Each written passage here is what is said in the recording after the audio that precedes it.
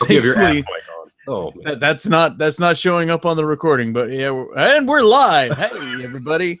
I'm Darren J. Gendron. I am your host of Five Dumb Things, and with me, as always, my loyal sidekick and co-host, and basically second to me in all things, except for putting up with me. He's first at that. Ladies and gentlemen, Brandon J. Carr.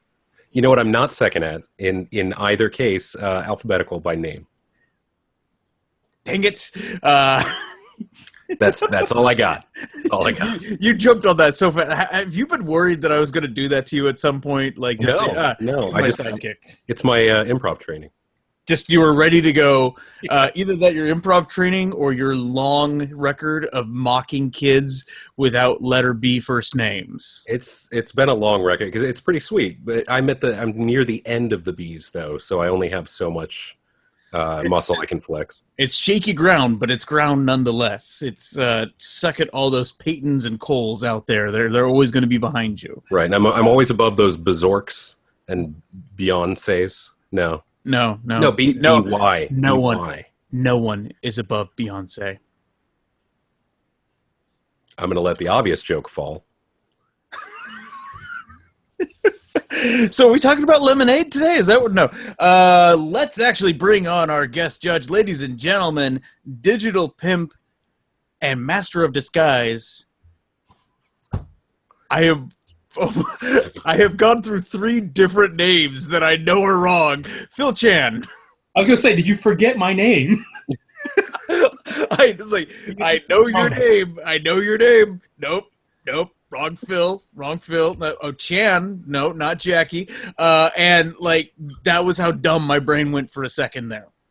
Fantastic. We're in good hands, folks. We're in great hands. Yeah. You took away the show notes. That was part of the problem. I looked over at the show notes, and we were having a discussion. Brandon and I don't actually talk to each other. We basically communicate like passing notes in school. That's about right. Yeah. We're little check boxes of do you like me? Are you going to the dance? And yes. We put together a ow. I mean, I like you. I don't like you. Okay, whatever, Brandon. I'll just give my Letterman jacket to somebody else. And we have these show notes, and it's a Google Doc, so we write on the show notes and say, hey, this and that. And why did my webcam just had a stroke? I don't know. I was wondering about that. I thought No, that was all me. Don't know why. And so we were having a discussion as to whether or not you're a get as a guest. One of us was really excited to get you. The other, not so much. We're still talking about me? Yeah, we're talking about you. Yeah, I deleted that from the show notes in case it accidentally, you switched to desktop view or something. And so our whole string of I guess. That didn't show up. Is he really a nice guy? So I ask you, Phil Chan, are you really a nice guy? No. I'm people asking. Given that we actually put you on this podcast to be we were who do we know that's judgmental? Phil Chan. That's who we got. So are you ready to be judgmental on this? I have 30 some odd years of training of that, so yes. I like how it's 30 some odd. I'm sad that you don't know your own age. Some odd. Wait. You're just trying to remember, when did the training begin? Is that where the confusion is? Yeah, sometimes, yeah. Okay. And when does it ever end? Never ends. This is what we do on Five Dumb Things. First off, we do dumb things, just like we just did. Also, we talk about dumb things, and today we're going to be talking about movies, television, the internet, gaming, and etc. Brandon and I are each going to bring our cases to Judge Phil Chan here as to what we think is dumb, and he is going to judge us. Because he's a very judgy person. We're going to start it off. I'm going to throw 5 minutes on the clock, and I'm going to talk about movies because I am geeked up and excited for that nice space sci-fi movie that's coming out. And it's not Rogue One. That's something that I'm coming to grips with. I am excited about Rogue One, but my body at this point has put all my excitement for that movie into a carefully wrapped box and just hid it in a dark corner, and I'm desperately ignoring this movie until Friday. Like, I know it's coming. I don't want to wet myself. I think that's where I'm at. I don't want to, as an adult man, pee myself over a movie. And please don't. It would be sad. And I think by shunting all that excitement off, that getting sort of blindsided by some excitement for another movie, that just like it lit up my excitement tree at that point. And I don't know what an excitement tree is. It sounds vulgar, but we're going to go with it. Guardians of the Galaxy Volume 2, since our last show, they had a teaser trailer come out for that and then a full trailer. We got to see Baby Groot slowly debate whether or not he should push the button. I've seen it remixed as Baby Groot as a disc jockey. It is beautiful. It is exciting. And I'm excited for this movie. I think it's going to be great, dumb fun again. But at the same time, the dumbest thing about it right now is that while I'm putting all my Star Wars excitement in that box and I'm getting excited for Guardians of the Galaxy because of it, I may have broken my son. I'm worried about this. He doesn't want to see Rogue One. Huh. But he's really excited for Guardians of the Galaxy Volume 2. Is it just that the way they're marketing Rogue One is like, hey, this is for you adults, and Guardians of the Galaxy is like, freaking lasers in space, dude? Is that what's going on? I think possibly for a different generation, Guardians of the Galaxy is their Star Wars. It might be. I don't know. He loved Force Awakens. He was there with me. It was a great father-son bonding moment. And now he's just like, nah, just wait for Blu-ray for Rogue One. Like, he knows it's a given fact that that's coming home at some point. Oh, well, and, yeah, he would just like to watch that in the comfort of his own home. Yeah. Sure. But I think that it might have to do with the properties kind of switching a little bit for younger generations. Like my son, when we went to go see Guardians of the Galaxy, that night he was drawing Star-Lord and Drax and Gamora and all the characters and having a lot of fun. He didn't do that with Force Awakens. You know, we got some of the toys and we played with the toys, obviously. But he was doing with Guardians of the Galaxy what I did with Star Wars as a kid. Getting so excited that I had to draw it and had to, create my own interpretation. So maybe. Did you see there was a plot description of Force Awakens? Another take on the plot, basically. It is a man with a burning cross chases an interracial couple. Wow. Technically true, which is the best kind of true. Like, when I read that one, I was like, I can't argue with that one. Like, It's accurate. Nothing changes in the plot, just describing what that happened. It's all right. All right. So, I'm going to just leave time on the table with that one. I think I made my point well. Dumb? What's dumb? What's dumb is I think I broke my son.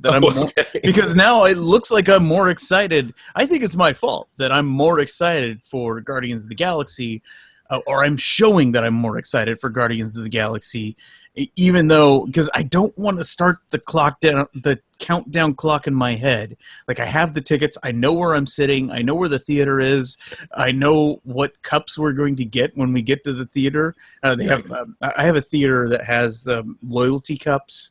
Like, you buy them once a year. And in this case, the theater just gave them to us, and they're like $1.50 refills whenever we go. Oh. And then it's always reserved seating on like all their theaters. They have a daycare on site that costs as much as a movie ticket. Good Lord. I love this place. I really do. Awesome. Like, it is a very ideal movie watching situation for me, and it's 10 minutes from my house.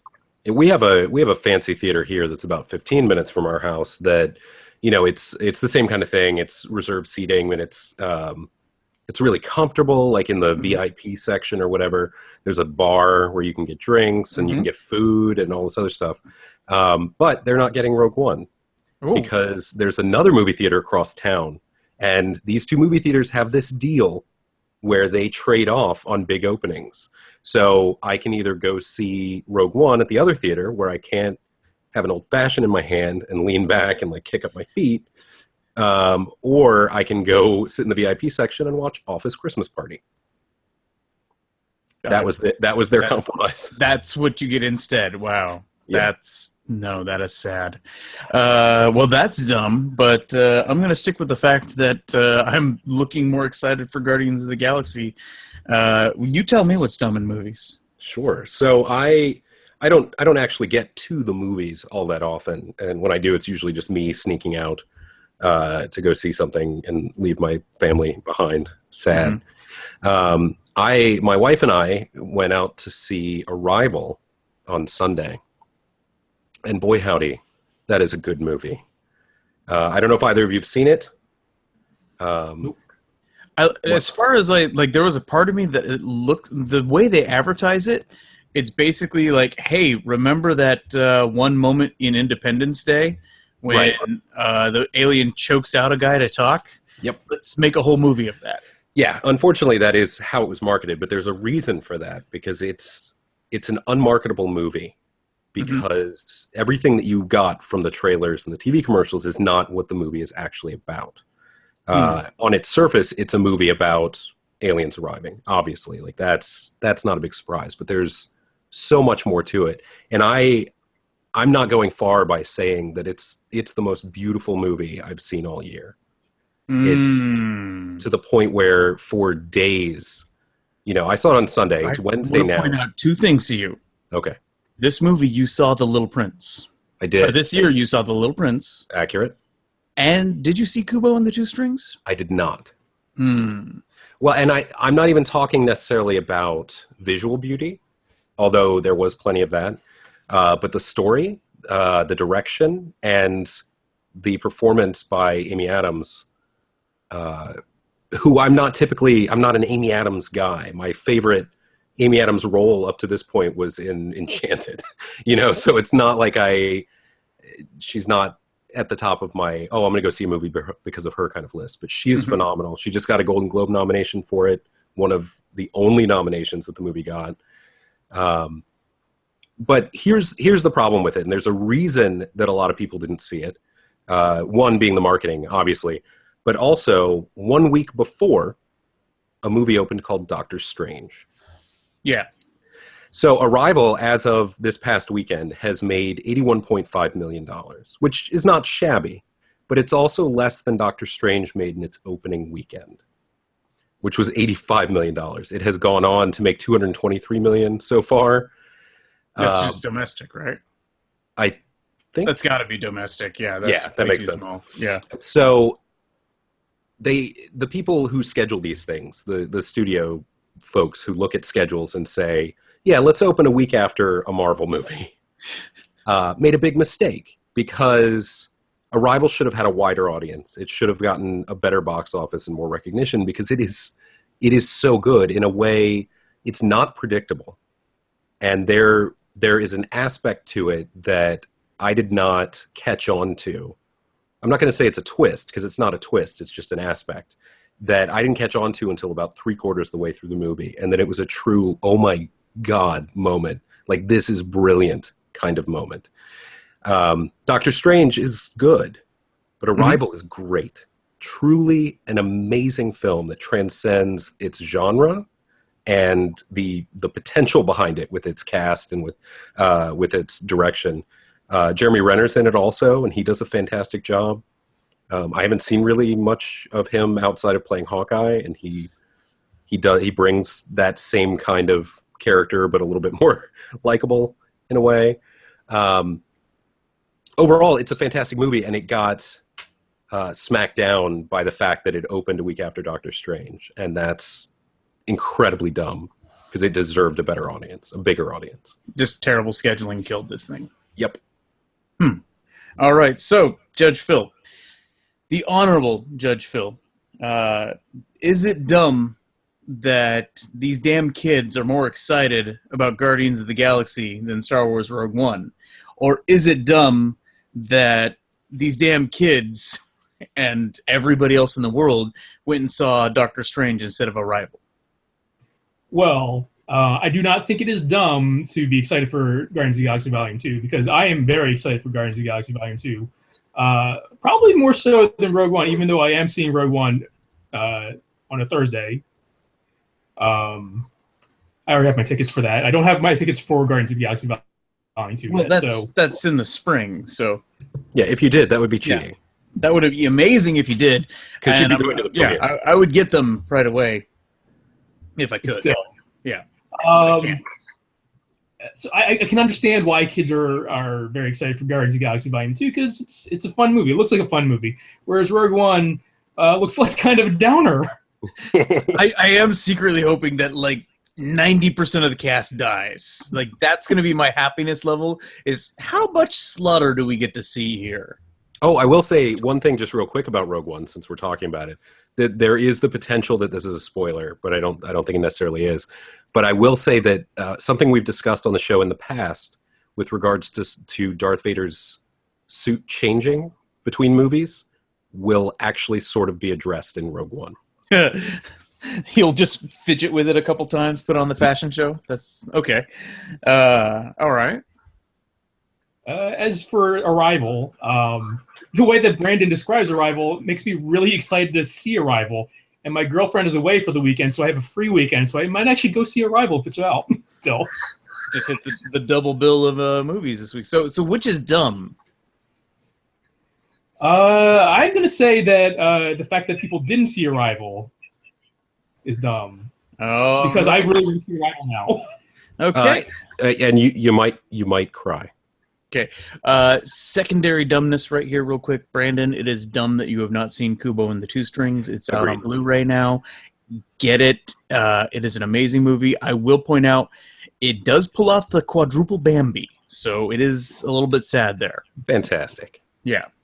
Kills off the parents just over and over again. Great. Neat.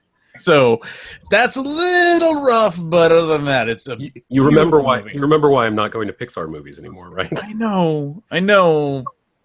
Just prep yourself for that mental trauma, but otherwise enjoy a nice, beautiful movie. Fantastic. Yes. So that brings us over to television. I don't know how. There's no segue there whatsoever. We didn't even talk about superheroes, but I had a friend when they were seeing like the CW shows, they did a crossover where Supergirl led into Flash, led into Green Arrow, led into DC Legends of Tomorrow. And that crossover event, somebody looked at it like that's probably going to be better than Justice League the movie. Like it's just, it has the ability to do that. And I mean, they're leaning on a certain level of knowing the characters. One of the characters has been around now for 4 years, right? Arrow's on season 4? 5. No, not yet. Yeah, this is 5 because this is the last year. Right, where the Flash is on 3, right? Yeah. Yes. Because this is the last year of Arrow where the flashbacks make sense. Right. And I'm waiting for season 6 where they just flash back and it's literally just episodes of season 1. Like they're just cutting back to like those first season. Just random beefcake and grease paint on the eyes, all that stuff. Which is hilarious because there actually was an episode, this last episode, the mid-season finale, they flashed back 4 years ago. So it actually was flashing back to season 1 when he was just, it was one of the, they didn't take the actual episode. They took one of the events that happened in between episodes. Just, random killing an evil person type of thing. Sure. Yeah, but so it got back to the grease paint and the beefcakey Oliver. It was good fun times. So, where was I going with this? Why was this crossover dumb? Because I watched it. They used the Dominators as their tie-in alien because, hey, why not grab a 1990s villain that's really more known for their appearances in Legion of Superheroes than it was in Justice League? Well, no, because they did the Invasion miniseries that involved everybody. Yeah. How long was that, though? It was 3 issues, but it crossed over into... How long ago was that? When was that? Invasion? Oh, it was the 90s. Yeah, that was the 90s, yeah. It was McFarlane before he moved to Marvel. That's what I'm saying. It was like they were around for like 3 comics in the 90s, right. And then they basically show up again against the Legion of Superheroes as like a main villain for them for a very long time. That's where they ended up. But it kind of works. I mean, especially since there was time travel elements to it, there was that. It was amusing to see how they shuffled the actors around to sort of make the shooting budget work. At one point, Oliver just gets randomly pissed off and paranoid about Supergirl and says, you need to sit this one out just because, you're an alien. And it's like right at the end. And I really wish they would have just looked at the camera like, look, she needs a fucking break. This is what it is. Like, she's been in 3 straight episodes. We need some shooting schedule without Supergirl showing up. That's all it is. And just like have her disappear that way. They forgot to write a convincible reason for her to be missing for just a half hour, maybe. It barely crosses over into Supergirl. I mean, it just like it crosses over like 10 seconds into a Supergirl episode, and so it's really a 3-episode crossover. It's like Supergirl's writing team doesn't want to play with the CW guys still, and it's still dumb. Like, I was really hoping that when they were going to do Flashpoint, that they were just going to merge it back into one Earth and have Supergirl and Superman existing in a world where Arrow and Flash and the Legends all exist. It's a shame they didn't do that, because now they're basically going to constantly be picking teams as to who's on Earth 3, who's on Earth... I think it was Earth 16 they used as Supergirl Earth. Yeah. And Earth 1 is the Arrowverse. So it's a nice, fun mess at the moment. Yeah. But yeah, the dumbest thing was that there were definite moments where the writers just, like, some of them definitely got stressed out, and they were like, I don't know how to get Supergirl off the table. We need to do that. Like, they basically threw half of the heroes on the DC Legends of Tomorrow just under the bus right at the beginning of the series. Like, they're the newbie rookies. They're just going to stay on the plane. And they had to stay on the plane for 3 episodes until it got time for them to actually cash a paycheck.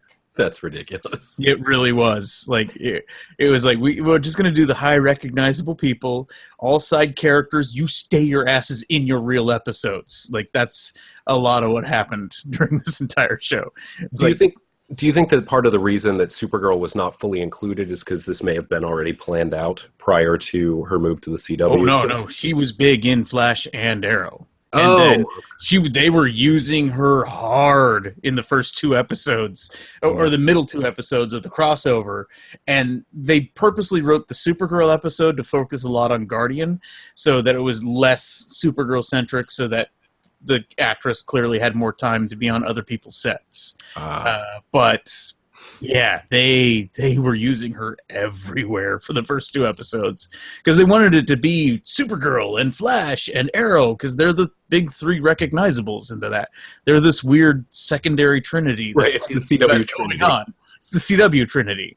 I mean, yeah, there is a Superman. Like, I like that, how, like, it starts with Arrow jumping over to Earth 16 and recruiting Supergirl, and at no point he's like, hey, we're about to go to war. Anybody else you want to bring with you, maybe? Like, I heard you got a Martian Manhunter, you got a Miss Martian over there, go ahead and bring that Guardian guy. You have a Superman? And they've even hinted at it, that there is an active Batman in that universe. Mm-hmm. Yeah, and they're like, nope, not bringing any of those, just Supergirl, that's all. I mean, admittedly, she's more powerful than anything on the Arrowverse, but hey, details. All right, so yeah, that was the dumb part, is that at some point, it was the Superman conundrum that whenever you write a Justice League story, the first thing you have to do is figure out a way to make Superman ineffectual. Otherwise, there's no reason for a Justice League. And they had to do it for a budget reason for this one. Yeah. Excuse me. So you tell me, Brandon, what is dumb in TV? Okay.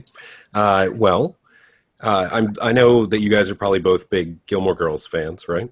I am. Yes. Oh, is that true? Are you really? Is one of us might be lying? That wasn't the reaction I was expecting. Phil, do you are you into Gilmore Girls? Yes, I am. Okay. I own the first 6 seasons on DVD, and I just finished the last season. I haven't watched the Netflix series yet. But I'm on the same boat with you. I don't own the DVDs, but I did watch all the episodes. I haven't seen the Netflix series yet. Well, I'm about to ruin the whole thing for you. Ready? Okay. Does Alan Thicke die? Repeatedly. It's weird. Because there are like 7 of them. Tweet about it, like, after being dead? I'm sorry. Somebody, side note for those that are listening to this episode later, Alan Thicke died last night, and then his Twitter account started promoting Fuller House like an hour later. Yeah. It was weird. It's weird. Okay. Yeah. Well, it's the whole thing about Alan Thicke dying, which is very sad. I loved Growing Pains when I was younger. And he's just been kind of omnipresent in terms of like the TV dad kind of guy. So it's very sad. And, a lot of us, people our age, obviously can understand that. But I imagine that there are a lot of like 35s and unders who right now are wondering why we're sad about Robin Thicke's dad dying. Yeah. Anyway, that's not what I'm going to talk about. I'm going to talk about Gilmore Girls, A Year in the Life, the 4-part Netflix series. And I'm not going to... Well, see, now I feel like I can't... Were you a Gilmore Girls fan, too? Or not exactly. I watched most of the first season, and I've read about some of the other seasons. We watched it because my wife is really into Gilmore Girls. Okay. And so we were actually in New York on the 25th when the new episodes went live, and we didn't have computer or anything to watch it on. She was very gracious about it, but I could tell like she wished that in our fancy hotel room we had a laptop so that we could watch it. But anyway, so we eventually watched it, and so I'm going to try not to spoil it for you guys. And I'm assuming that my main concern is not actually a spoiler because it seems to carry on from the series proper. I know that season 6 wound up being kind of different and going off in a different direction because that's when Amy Sherman Palladino and Daniel Palladino left the show. And so a whole new creative team came in and they changed things and the whole course sort of shifted. And so these new episodes, which were written by Amy Sherman Palladino and Daniel Palladino, they wrote 2 each, kind of did a little bit of course correcting to deal with the events of the end of the series. But it's 10 years later. Obviously, Edward Herrmann, the actor who played the Gilmore patriarch, passed away. And so his character, Richard, has died as well. And that's something that plays out a lot through these 4 episodes. But the worst thing, the dumbest thing about these 4 episodes is Rory Gilmore. And it has to do with the fact that she... See, now I'm trying to figure out... Because I assumed I would say, you guys like Gilmore Girls, right? And you'd say, no, never seen an episode. So now I'm trying not to ruin it for you. But so in the time since we saw Rory, she's been working as a writer and a journalist, sort of. She's done some stuff for Slate and The Atlantic and one article in The New Yorker, which is sort of her claim to fame. And that's pretty much it. And she's still kind of... she's trying to write like lifestyle articles and, here's the world as I see it, which for someone who has never in her life had to work for money, and that is hammered home in these 4 episodes, is a little bit obnoxious because that's not exactly relatable. Her relationships with people from her past, he said, not naming names, are kind of gross. And there's a whole subplot thing where she's got this boyfriend that's not from the original series, but she keeps forgetting about him. And she's been dating him for 2 years.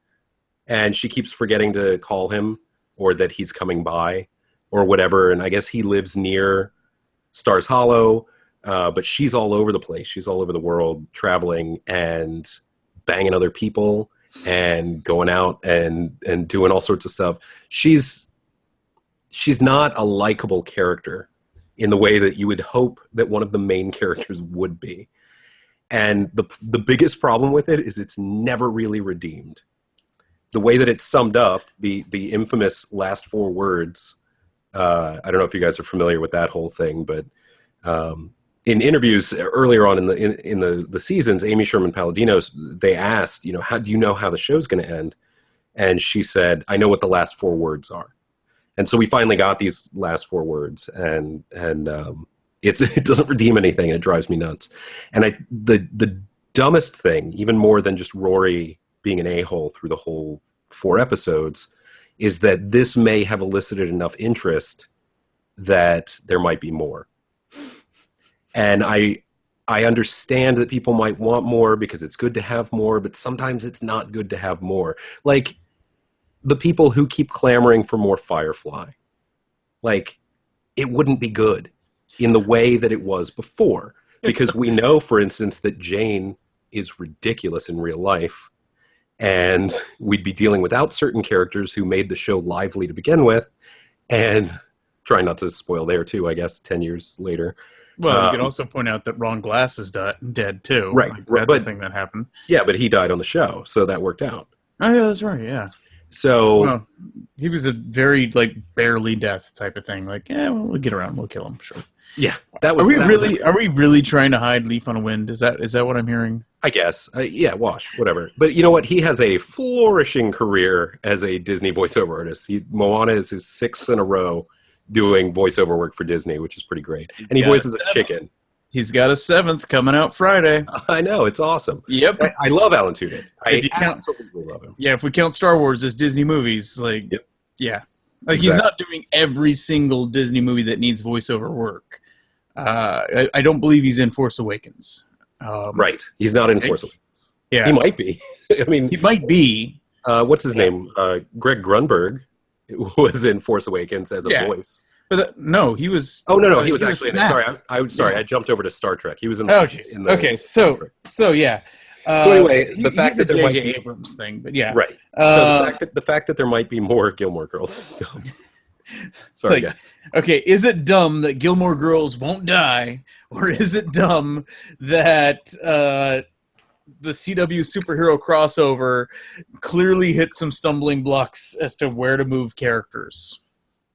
So before we start, I have a Gilmore Girls story that I will tell you guys, because it's not embarrassing at all. No, not at all. That 3 men in their 30s are talking about Gilmore Girls. It's nothing to be ashamed of. So do you guys remember, I think it was in October, that Gilmore Girls took over a bunch of coffee shops around the country? Yeah, and they turned them into Luke's. Yeah. So I went to the one in Delaware, which is like, I had to go to New York Comic Con that weekend. Mm-hmm. So I went the opposite direction to go to a coffee shop to get coffee, which I don't like. Right. I don't like coffee. To get a cup that's disposable, that has a Snapchat QR code that I can't read because I don't use Snapchat. So was there any purpose? Like, was there a Gilmore Girl there? No, there wasn't. Was there? No. They were wearing backwards baseball caps and aprons that said Luke's. There was a sign that said Luke's, and like, so I hadn't seen Gilmore Girls in probably like 5 years prior to that. Mm-hmm. So I'm walking in and I'm standing in line with a bunch of other Gilmore Girls fans because it's like the line's out the door. It's ridiculous. And like over the PA system, the Gilmore Girls theme song comes on, and for the first like second and a half, I'm like, this is nice. It's a nice song. But then I realized like 3 seconds in, I'm like, this is hell. This is too much Gilmore Girls. But yeah, I went to that and I enjoyed it. I drank my coffee even though I don't drink coffee. I don't like coffee because I like Gilmore Girls. I did it for you, Gilmore Girls. Were you like buzzing around the rest of the day because of the coffee? No, I feel like caffeine. Like the caffeine definitely helped me wake up, but I hadn't eaten anything either, so maybe I don't know.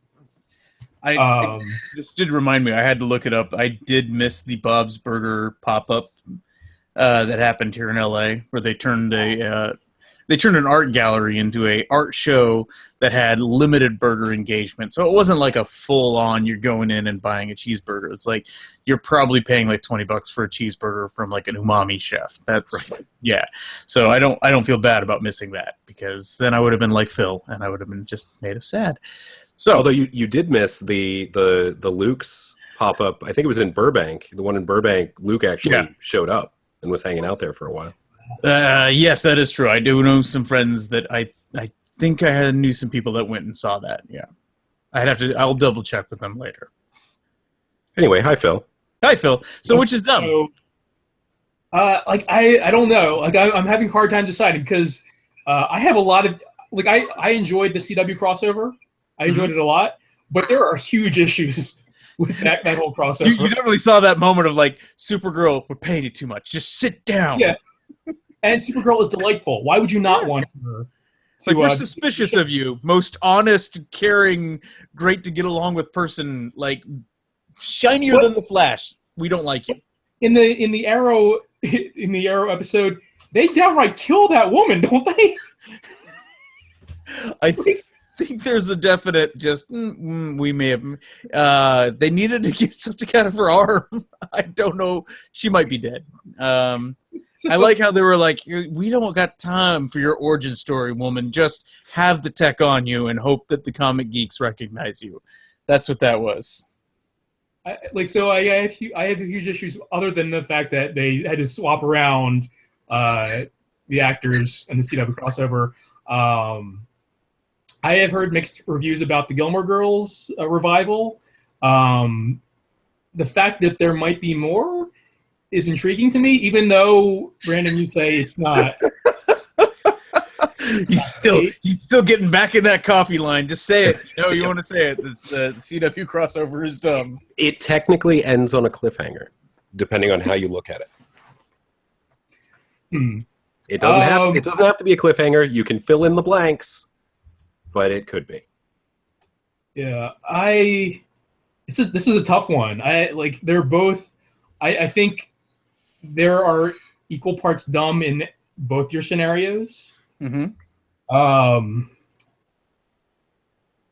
I don't know. Like, how much am I allowed to bring of myself into this? You do whatever you want. You're in charge. It's not like there's written laws on this. Like, we don't even know how we win in this podcast. Like, we're very competitive. We're competitive about it, but we don't know how we win. I am going to say that the CW crossover is dumber. Alrighty. Now that we've eaten up all the time in the show, let's do lightning rounds here.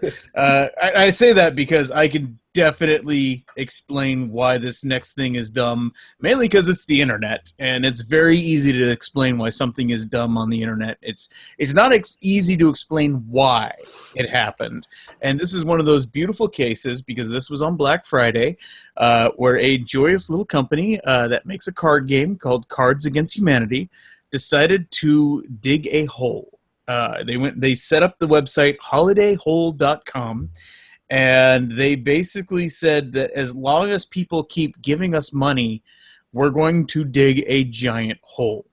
And they figured out the cost of renting a backhoe, and as far as I can tell, all the money they raised went directly to paying that backhoe operator to dig a hole for... and let's see, I need to actually get the exact time here, don't I? They raised $100,000. They literally threw $100,000 down a hole. Or is that figuratively? Well, they didn't actually throw the money down the hole, so figuratively.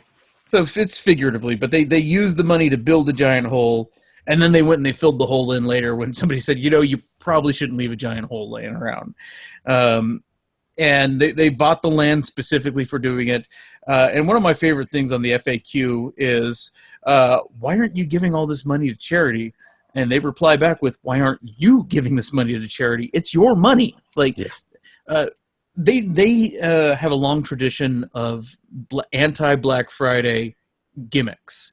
I believe it was 2 years ago where they just went through and they doubled the cost of everything on their store. And they ended up having the best sales day they've ever had at that point. And then contributed an amount to charity at that time. I think they did actually contribute some to charity. I think last year was the year of bullshit, where they sold boxes of bullshit. And that's not a euphemism. It literally was fecal material from a male cow. I think they may have had some female cow in there too, but it's still... it was bullshit. That's all they sold. And as far as I can tell, I didn't bother researching the story at all. Like, I watched it as it happened, and it was amusing to watch people get mad when they kept digging the hole wider instead of deeper. And they're like, hey, you promised me a deep hole, that you were digging a hole down to the center of the earth. What is this widening out?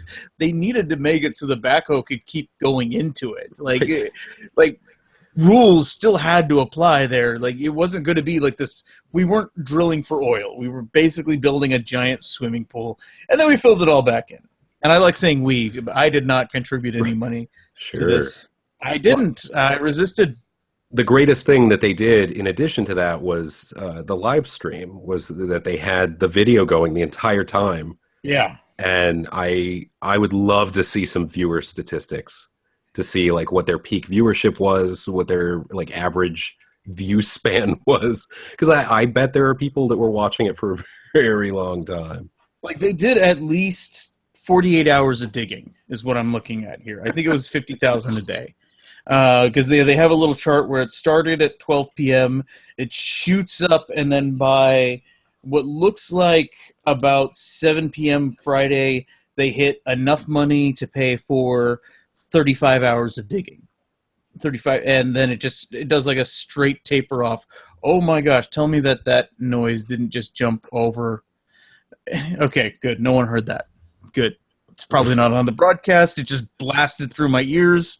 Skype is being a dick, and it's like, hey, why don't you use me to record anymore? Because you're terrible software, Skype. That's why. I'm going to delete that out later. So we don't want to lose our Skype sponsorship. It's just, there's nothing funny about it, and I'm just yelling at a noise in my head. Like, I'm that close to being a crazy homeless person there. That was it. That they dug a hole. It was beautifully dumb. That was all that happened, as far as I know. Of course, they may have donated a bunch of charity, and I just didn't research. They also last year with their fecal experiment, they also donated to charity. Okay. It's like they're just saying that we're not going to donate to charity, but then they're like, we're not assholes. Yeah.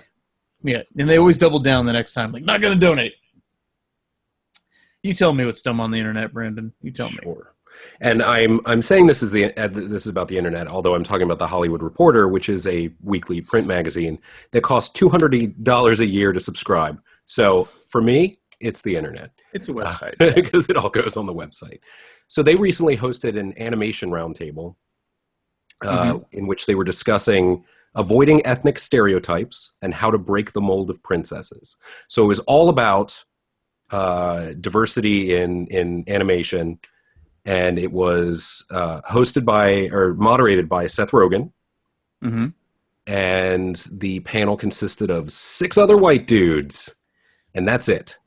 Now, these include the directors of Moana and Zootopia, which had very positive female characters. It was diverse in character, especially, a rabbit. But these were all people that... It basically, what it highlighted was the lack of diversity behind the scenes, even as things on the screens are getting more diverse.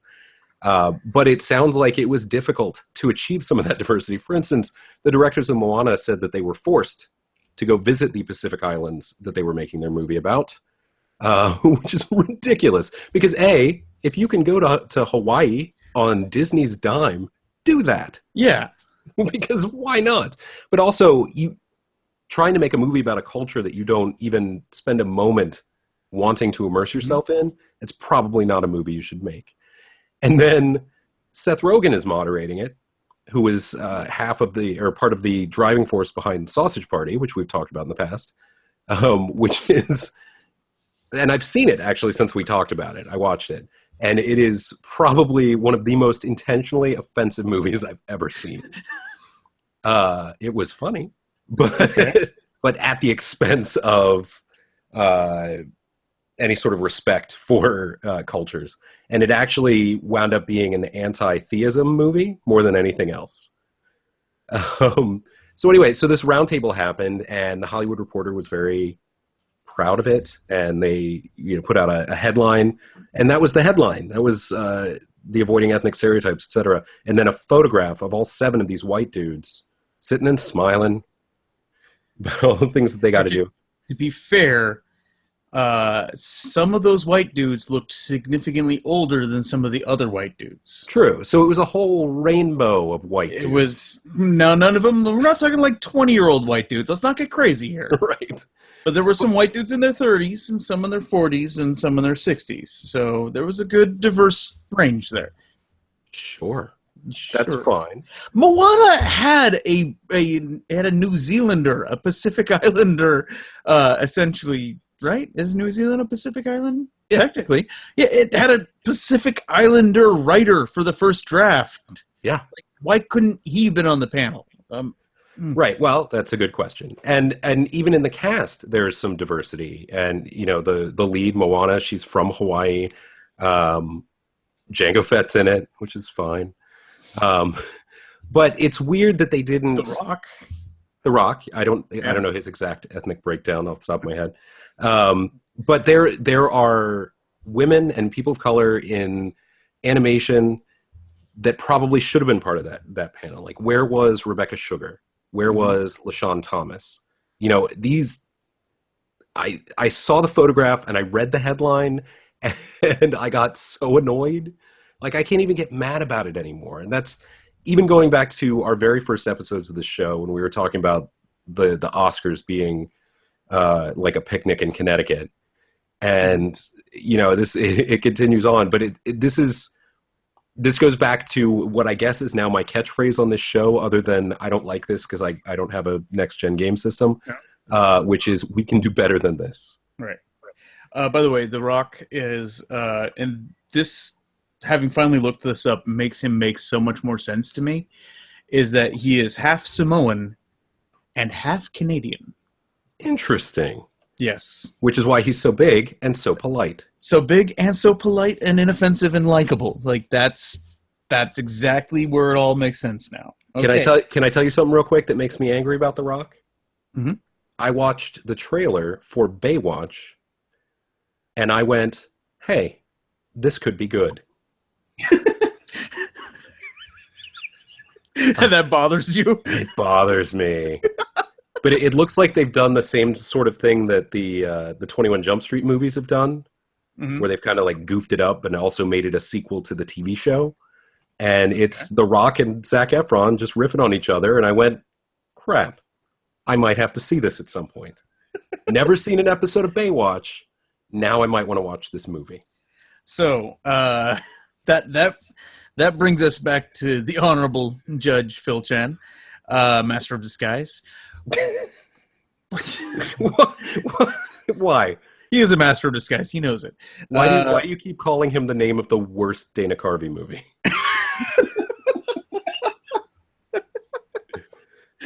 Do I want to fully out you on this, Phil, or would you like to do it yourself? I actually don't remember. You don't remember? Okay. You had a series of disguises that you would do, and they were not good disguises. It was mostly just writing somebody else's name on his badge for various conventions. But the best one, I think, was when you were, what's his name? Scott Pilgrim, but not...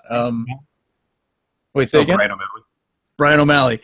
That he actually put Brian O'Malley on a badge and convinced somebody in passing, and the guy was trying to be, we'll keep this person anonymous, but he was trying to keep it as cool as possible, like doing that whole, I know who you are, but I'm not going to blow your cover right now, so we'll just keep this cool and calm.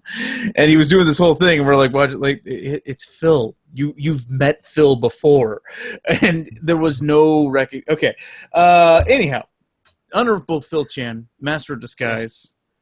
You tell me what is dumber? Is it a panel of 7 white dudes, which is also a film from the 1950s black and white era, which didn't exist, or digging a hole? A question for Brandon. Yeah. How tan were the 7 white people? Oh man, I closed the tab. Not as tan as you would think, considering most of them live in California. I got Dwayne Johnson staring at me right now, and I'm feeling very pleasant. But I'll look this up really quick. I just had the picture up too. Yeah, because you got Rogan is not a tan guy. Like, he is definitely an indoor person. He's an indoor pet. Yeah, he's an indoor pet nowadays. Here we go. One of them is kind of tan, and the rest are very not. Okay. So I think a giant hole is dumb. I think the people who donated to make a giant hole are dumb. Well, I don't know. I mean, maybe they just like holes. Not the movie.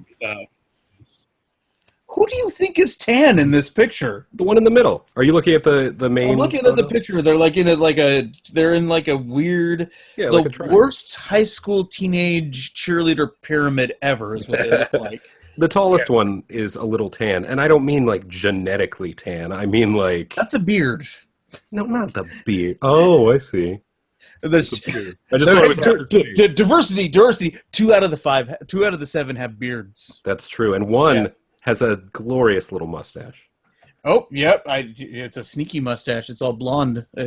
Hides in there. And 4 out of the 7 have glasses. Oh, so never mind. I retract my point. 1 out of the 7 is bald. Well, visibly.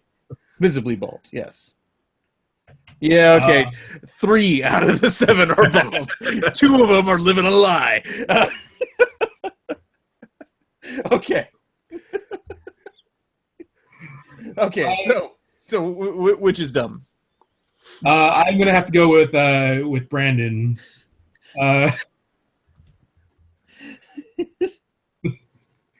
Slightly tanned, bald. Oh, it mustache. Lies bullshit. That's what that was. It's definitely we could do better. Like, it's such a disconnect. It was hilarious. I thought I had you on this one, Brandon. Like, and then you like linked to this story, and I had to look it up. I'm like, son of a bitch! I had digging a hole for no reason. Like, how do you get dumber than that? Thanks, Hollywood. You beat me on that one. Right. Beat me up. Hollywood is always upping the dumb ante. Oh gosh. All right, let's go into gaming and let's talk Pokemon because that's what we're doing.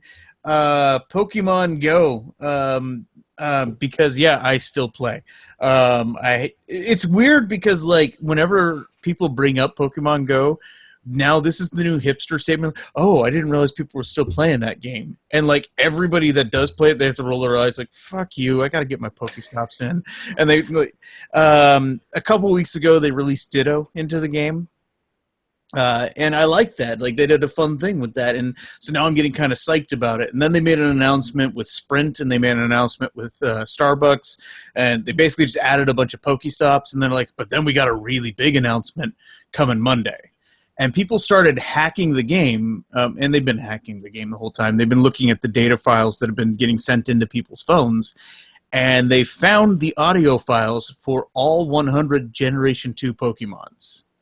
So we're like, oh shit, Generation 2 is coming on Monday. Like, we're getting excited for this because catching Pidgey over and over again is getting a little old. Even I enjoy playing this game, but that's getting really old, and I want Generation 2 to start, so at least my common experience is different for a while.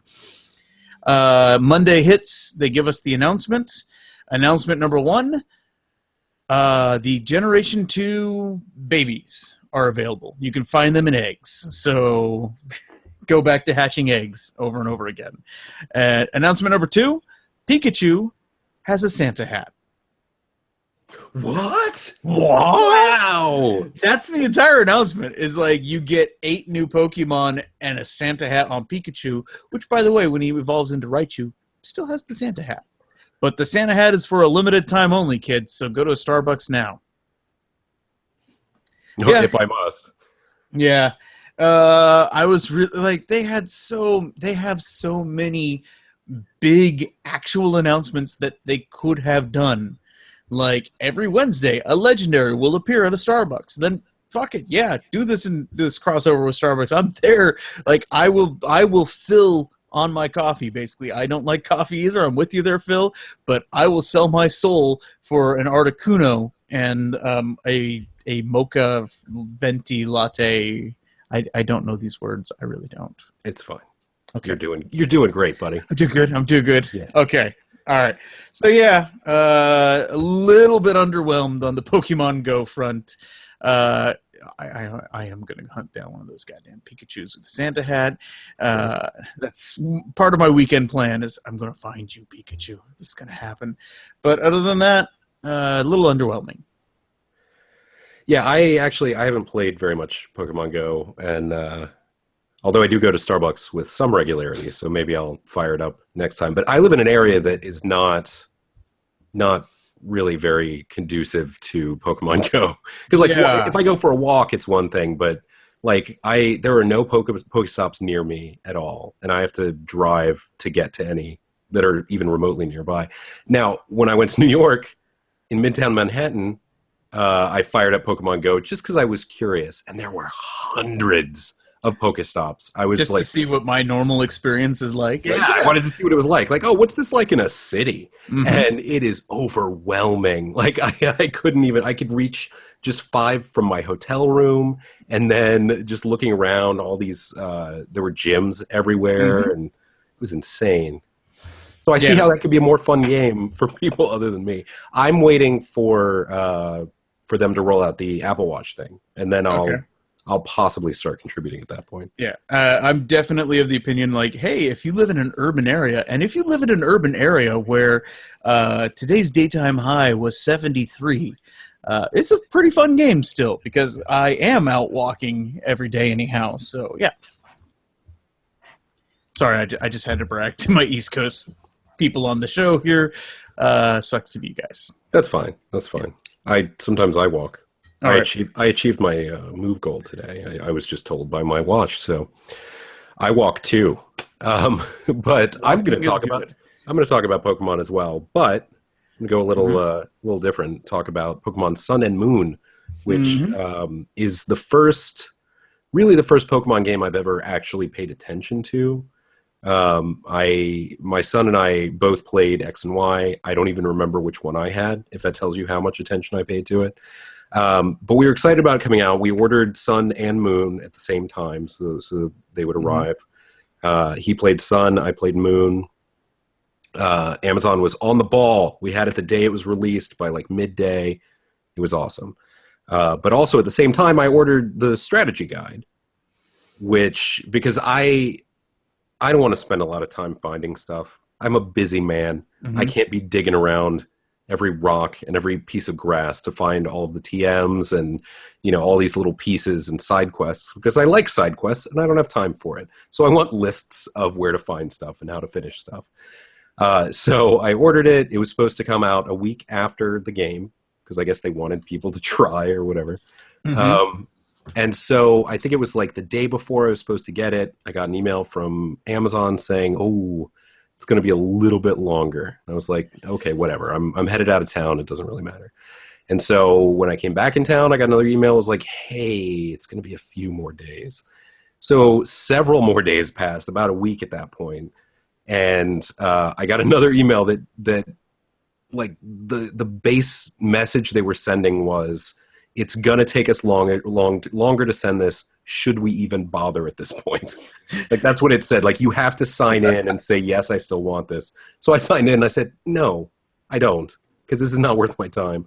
It's in stock at the Barnes & Noble 20 minutes from my house. I don't need this aggravation.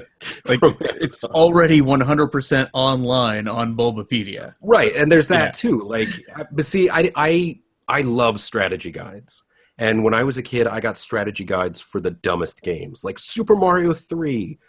You don't need a strategy guide for that, but I like the drawings, and I like the in-depth kind of stuff, and I like lists and stats. Sorry, I had to cough.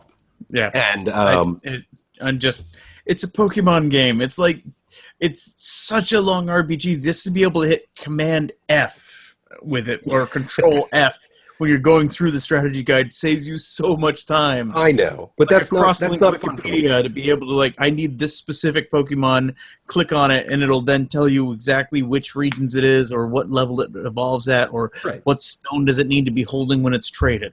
Right, and I did that. I consulted Bulbapedia a few times. I beat the game. I'm after the Ultra Beasts.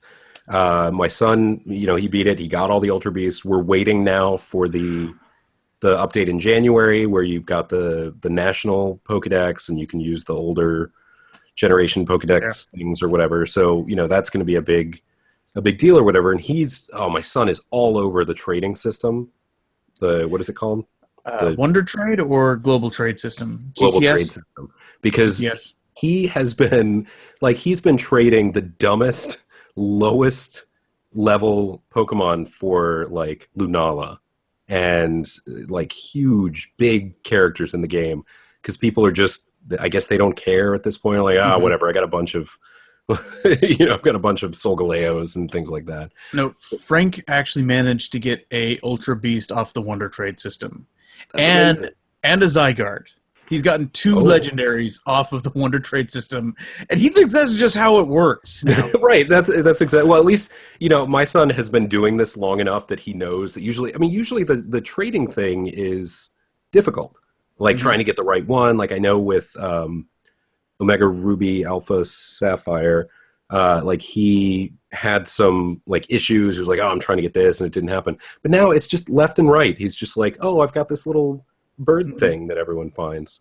And so there's something built into this game that I don't remember if it was in the previous things, where you basically have to groom your Pokemon, where it's and I think I posted something about this on social media and no one responded, so maybe it was just me, but you're in these huge battles for the fate of the world or whatever, and you're hang on, guys, hang on, I need to dust off my prissy little bird monster before I have to make sure he still likes me so that he'll dodge stuff.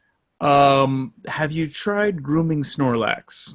Yes, I did groom Snorlax. My Snorlax was hey, I want to be pet. And so I'm okay, Snorlax, let's go into your grooming thing and let's go to the pet thing. With it being a dual screen, the touch screen's on the bottom, the video screen's on the top, and they're hey, Snorlax is huge. He takes up both screens. That basically means Snorlax is touch my junk. Hey, trainer, touch my junk. You can scroll it up. Pet it. You can. Although I did notice that my Decidueye, back when he was a Rowlet, that was his favorite petting spot. Wow. Yeah. Thanks, Japan. That was a little odd. But yeah, you can scroll up with the bigger ones. If you put the cursor up at the top of the touch screen, it'll scroll so you can get to the higher parts. If it feels a little too creepy. Yeah, and it does. It's super creepy Snorlax. All right, so Phil, Judge Phil, do you have any care at all about Pokemon? I have never played Pokemon in my life. So, which is dumb, Pokemon or Pokemon?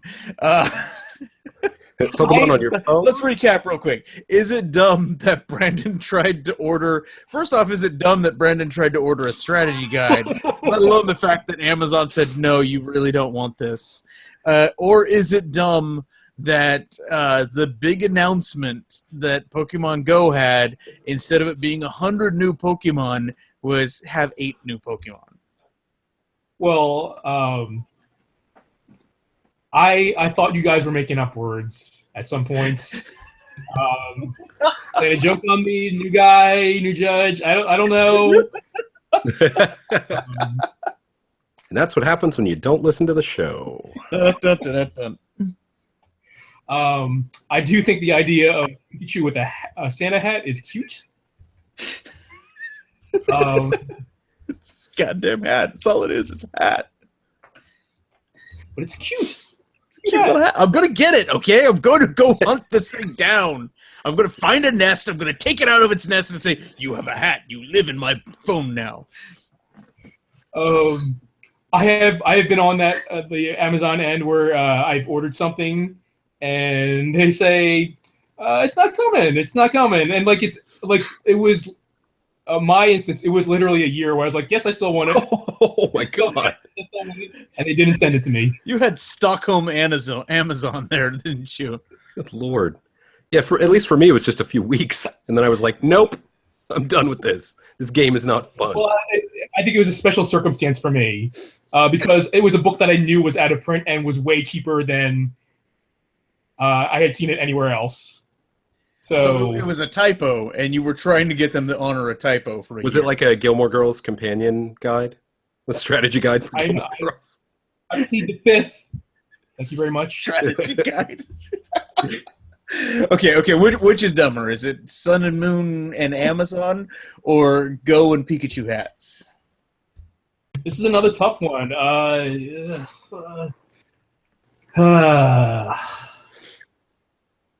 am going to have to go with Pokemon Go and the announcement. Alrighty. That then brings us to hitting the wrong button on my phone, but that also brings us to the etc. portion, where we just find the dumbest thing possible in the world. I left this blank for a moment.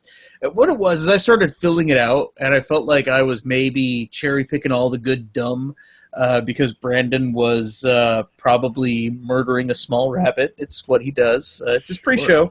It's his ritual. I don't judge. But I was letting him fill in some stuff, and I was like, if he's got something for etc., I don't want to accidentally call dibs on something that's super dumb. And I come back to it, and he had added the topic Kanye for me. He's like, you must talk about... No, Kanye is not the boss of me. Not yet, at least. Yeah. I might... It's one of those things like the mental breakdown that he had a couple weeks ago. I legit felt bad for him. Then he went and met with Trump, so I don't know where I feel about him right now.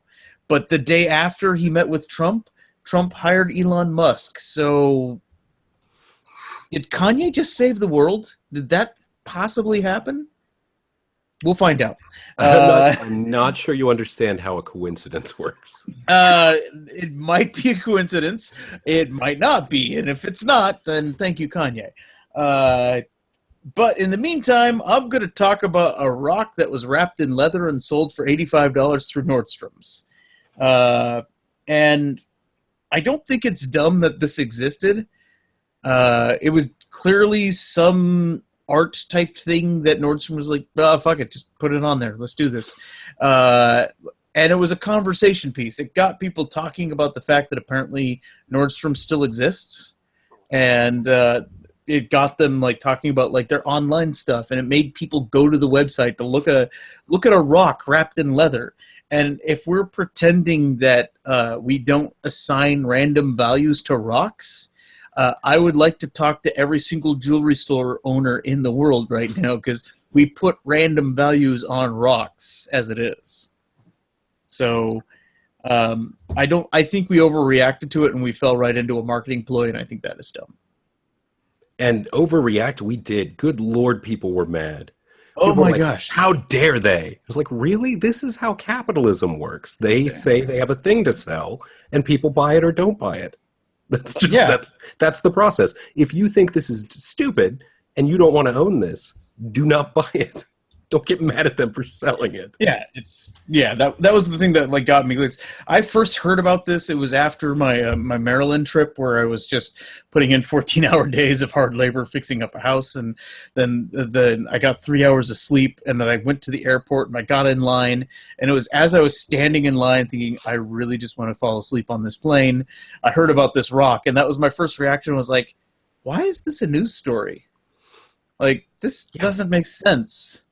And you can't say it was a slow news day. Yeah. Because for the last month, there haven't been any slow news days. There are plenty of things to talk about. There's tons of stuff to talk about. And like, we'll talk about a rock. Yeah. That was it. It was a rock. Yep. Okay. It was dumb. It was very dumb. So you tell me what was dumb. And mine sort of ties back. This is almost a follow-up dumbness, because I feel like we talked about this before, but some things have changed, and it almost goes in television. But I had to rag on Rory Gilmore, so I moved it back. But so Star Trek Discovery is still a thing that's happening. That's coming out in May on CBS, and then after that, after the first episode, all on CBS's pay platform, CBS All Access, which is crazy. And a little side note on that. So outside of the US, they've got Netflix doing distribution internationally. And one of the producers came out and said that the money that they got for international distribution pays for their whole budget. For the entire production budget. Yeah. Which is crazy to think that every single bit of the show is already paid for. So they have a zero-cost TV show that they're then going to make people pay to watch. Right, exactly, which is dumb in and of itself, but I've ranted about that before. Yeah. One of the things that made me excited about this show was the showrunner is Brian Fuller, who has a track record for creating shows that I like that wind up getting canceled before they should have. Mm-hmm. He's the guy behind Wonder Falls and Pushing Daisies, Hannibal, right? And he did one episode that they made into a TV movie of a Munsters reboot that was completely unnecessary but lovely. Anyway, so he was in charge. I like his work. I like what he brought to it. He is from Star Trek's old school because he wrote for Voyager. And I think maybe a Deep Space Nine or so. 2 episodes. He did the story work on Deep Space Nine. Yes, there you go. So I not that big of a nerd, but I am actually I'm looking at the IMDb right now. Gotcha. So he came on board to write the pilot and a couple episodes here and there, and also to, I guess, literally steer the ship.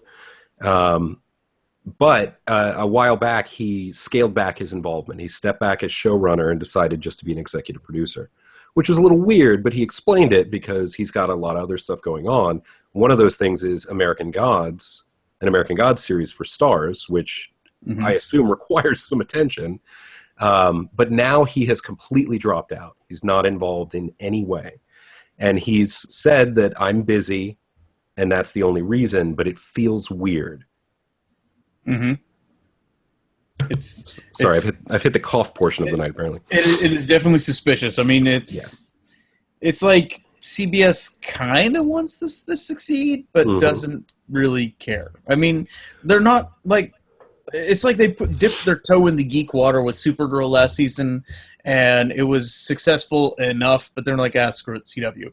Right, and exactly. Now they've got this one coming at them, and it's like there's somebody out there that's like a 1980s bully jock character. Just like, he just hates nerds, and he just puts them out.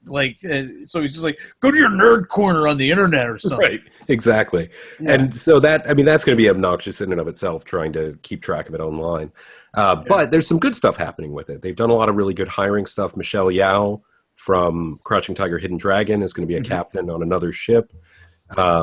One thing that I'm excited about is Anthony Rapp, who was on Broadway in Rent. He was also the neighbor with the Playboy in Adventures in Babysitting. Okay.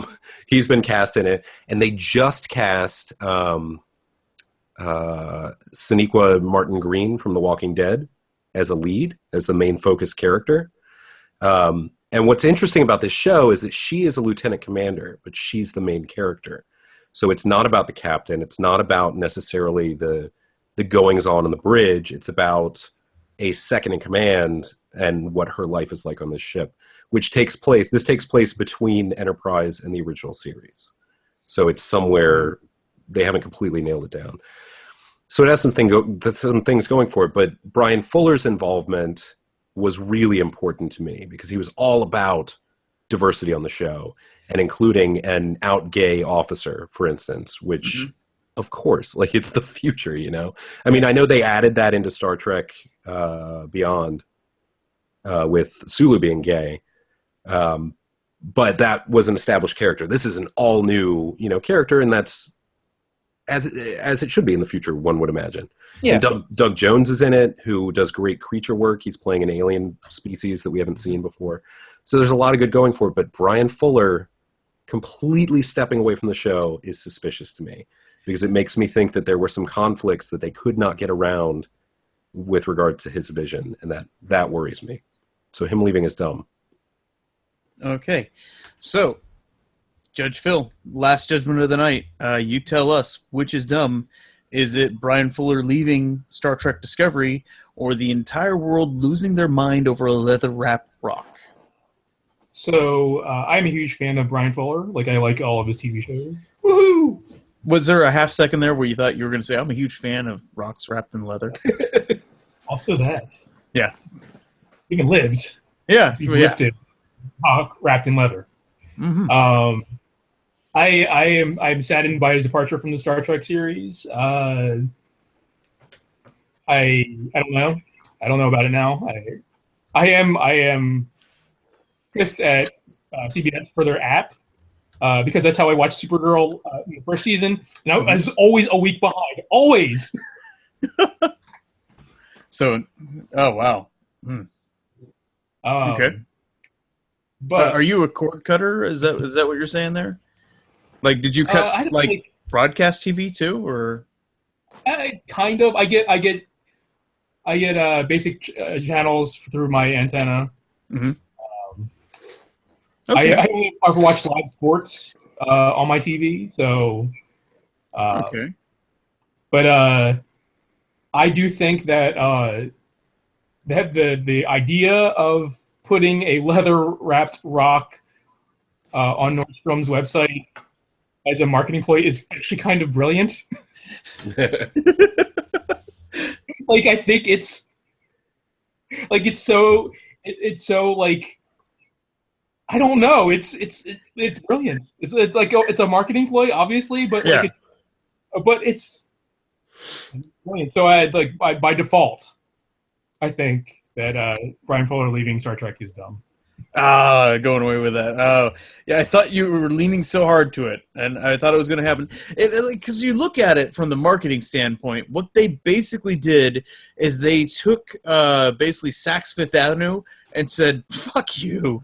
Because Saks Fifth Avenue is the one that always has, like, or wait, no, that's not right. Which is the one that has the, you can get anything, and then they always have something wild and crazy in the catalog. What am I talking about? Sky Mall. Every catalog. Sky Mall. No, it was like, it's not Macy's. It's not that. It's but yeah, it's like where they have a high end thing in there. Like, you could buy a Mercedes and it runs on diamonds. It's something absurd is always in there, and you know that maybe they made one of them and nobody's buying it. Like, they put it in there just so that people would talk about that one crazy thing. And Nordstrom was like, fuck it, we got a rock. It's a rock. It's got leather on it. That's it. All right. I thought that was funny. It was not. So let's recap the show. I laughed on the inside. We have decided that Arrival is dumb. The CW superhero crossover is dumb. The Hollywood Reporters Animation Roundtable is dumb. Pokemon Go is dumb. And Star Trek Discovery is dumb. Pretty sure that's exactly how we broke that down. Let's do some follow-up dumbness. No Man's Sky. I noticed you put it on there. I was debating whether or not I was going to talk about it. I haven't fired it back up since the update. I was meaning to check it out, but I just haven't had time. Neat, the update, because you can build bases and stuff. You can build bases. You get a freighter that you can park your ship on, but you still only get one ship. And they have another hard mode in it, and they have a creative mode on it. So they're adding things to it. They haven't abandoned this game. It's still not the game that they originally advertised, and it definitely has pissed so many people off. It's weird playing it. Like, it feels like I feel like when I play this game now that I'm basically making people actively angry at me for daring to enjoy something. Yeah. And did you want to take the other follow-up, Dumbness? Well, I wanted to add to that just a little bit, because I have had interest in No Man's Sky from the beginning, and you talked about it lovingly, and I knew they did the Foundation update. Steam sales are great, so I bought it because I was like, all right, I'm gonna set so that, and I got excited. Like, I cleared a little area and got myself a drink. And I was like, I'm gonna download this. It's gonna be great. I have two computers. One is a MacBook Pro, on which No Man's Sky will not run because it's PC only. My other computer is a Surface Pro 4, which runs a lot of stuff, but not No Man's Sky. It has to do with the GPU and the way that it renders the graphics. And so my playtime for No Man's Sky was listed at about 2 minutes prior to me requesting a refund. But I even put in the comments, because it's like, why do you want a refund? I was like, I'm so upset about this because I really want to play this game, but it doesn't run on my computer, and I'm an idiot for not looking. And they did the refund like that. So I tried. Steam owns, I think it's almost like no questions asked if you play less than an hour. And I just wanted them to know. Like, I wanted them to, like, this is on me. This is me. This is not another refund for No Man's Sky that someone's requesting. I'm a dummy who can't read specs. You actually sent like a personalized letter to Sean Murray saying, "I'm sorry, I really wanted to. I really did." Right, Yeah. but I'm not going to fork over the cash for a PS4 right now. Stay strong, Tiger. That's So in addition to that, this is our Lin-Manuel Miranda watch corner. Wait, really quickly. Deadpool 2, they're working on it. Okay, go on. Had to be added. Yeah. So the Hamilton mixtape came out, which was an album that was produced by The Roots and Illmind and Lin-Manuel Miranda. There was a combination of like demos that didn't make it into Hamilton, as well as some new takes on some of the songs. It's really good. It's very catchy. I've listened to it a lot. He also co-wrote the songs for Moana. I'm not gonna lie, I am dead shocked that his name didn't get popped in during the Moana discussion. Like, I'm like, why is he not? I know. I have to hold some of it. Okay. But basically, so at any given moment in my house, you can count on something by Lin-Manuel Miranda being played. I heard the other day the Moana soundtrack upstairs, and I went up and my wife was doing the dishes. I was like, oh, she's playing it for our daughter. And then I remembered that our daughter was at school. So my wife was just listening to the Moana soundtrack, singing along and washing dishes, which was awesome because it is a catchy soundtrack. Anyway, Lin-Manuel's everywhere, and he should be my friend. All right. In fact, when we were on Star Wars, I thought there's a chance. He starts bringing in some Lin-Manuel. I like how it's like drifted. Like it's not. That's something we'll have to see for 2017. Is it going to still be Hamilton references, or is it going to be Lin-Manuel Miranda references? Well, it's going to be him because he's going to be in the Mary Poppins sequel. Mm-hmm. He's also developing a TV series based on a group of fantasy novels, King Killer or something like that. It's a movie and a TV series that he's doing. He's a creative director and is doing the music for. He also did an episode of Drunk History recently that is hilarious. So he's not going anywhere. It's just going to be him at this point. Although I still regularly listen to Hamilton or the mixtape. All right. So that brings us to the shameless plugs portion of our show. For me, I'll be performing January 6th at Flappers in Burbank. I'll also be hosting shows both January 13th and 14th in the Burbank area. I have another show that week that I am quite honestly, I don't know if I'm allowed to talk about. Like, I'm allowed to point out that I can't work that day anywhere else. But I'm still trying to like talk to the club. Like, can I invite anybody to come watch me or not? I don't know what level of promotion I'm allowed to do for that show. But basically, I've got an exciting January, and I'm just I'm running out the clock on 2016 at this point. Yeah, aren't we all? All right, Brandon, is there anything that you would like to shamelessly plug? I have a few things, which is crazy because normally I have no things. You've saved up your things. I have. So I finally set up a Facebook page for myself for my creative endeavors. For no real... Well, no, actually, there was a reason for it. Because when you do Facebook Live to do streaming, you have to have a page to connect it to desktop things. Like I use OBS to broadcast stuff from my desktop. And you can only integrate that with Facebook if you have a page. So I set it up. Anyway, that's facebook.com/TheBrandonJCarShow. Which is where I'm going to post all my artwork and process videos and things there. I did something recently that I haven't done in so long. I did a guest strip for an online comic, which I used to do all the time. Like, it was a regular event for me, and it's something I guess people still do for other people. Anyway, The Underfold, which is a long-running strip by Brian Russell. I did a strip for him. I think it might be going up Friday. It's about Rogue One and, Darren, lots of puns. Lots of puns.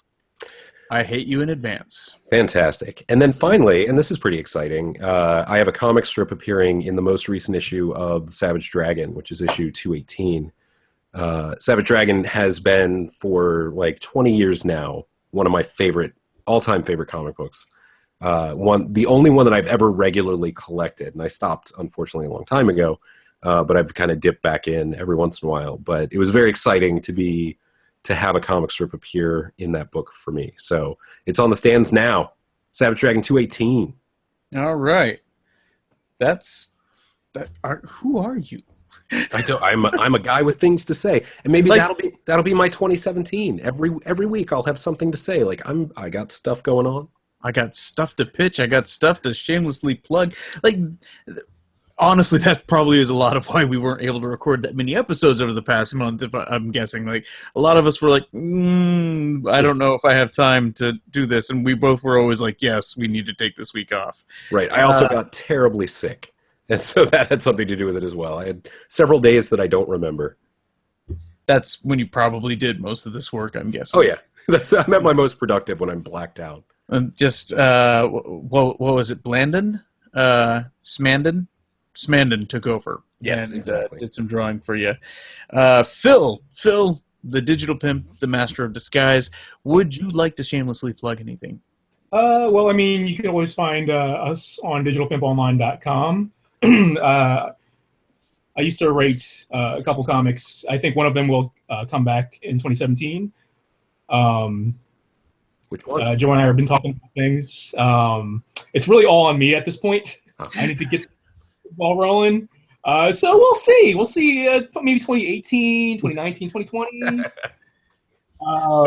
So that means that wait. So this would be something written by you and drawn by Joe, or is that right? All right. I think I know which comic it is, so I'd be excited to see that come back if it is what I think it is. Okay. Blink twice if you agree. I don't know. That was a very obvious one blink. And by the way, we're doing this as a podcast, so anyhow, wait, that wasn't at all what you told me you were going to shamelessly plug. Well, no, I mean, I have other stuff. I mean, like you can find it. We have the Digital Pimp store, which actually I just updated. Many things. I actually added a bunch of the exclusive stuff that we had this past year at the cons we were doing. So like a lot of the exclusive shirts and pins that we did, they're up on the store now. We are participating in Free Shipping Day, which is the Friday the 16th. I believe it's Friday the 16th. Yes. In 2 days from when we're recording, so we'll try to get this out for Friday the 16th. Yes. Well, it's the last day that you can order. You get free shipping, and you'll get it in time for Christmas. So if you're interested in stuff, free shipping. I like how I keep doing my radio cutoff on you. All right, we're done talking. We are done here, ladies and gentlemen. We are done. So for Brandon J. Carr and guest judge Phil Carr. Nope. No. And for co-hosts Brandon J. Carr and Phil Lamar. That one was forced. That just didn't even sound funny. I got to Phil Carr, I got Phil Lamar, and then I got to Jackie Chan, and then I was like, put it together. I got Paul Chen at one point, and none of you guys know Paul Chen. He's a nice guy. Wait, Brandon, do you know Paul? No. Okay, just checking. Former coworker of my wife's. So it was just like, yeah. For Brandon J. Carr and... Wow. Phil Chan. Phil Chan, longtime friend and person that I will forever be indebted to. Phil Chan. I'm Darren J. Genren, and this has been 5 Dumb Things. Should I do one more take of that real quick? Sure. I'm going to do one more take to actually shred and pretty good so far. Okay. And for Brandon J. Carr and guest judge Phil Chan, I've been Darren J. Gendron, and we've been really, really dumb. Thank you.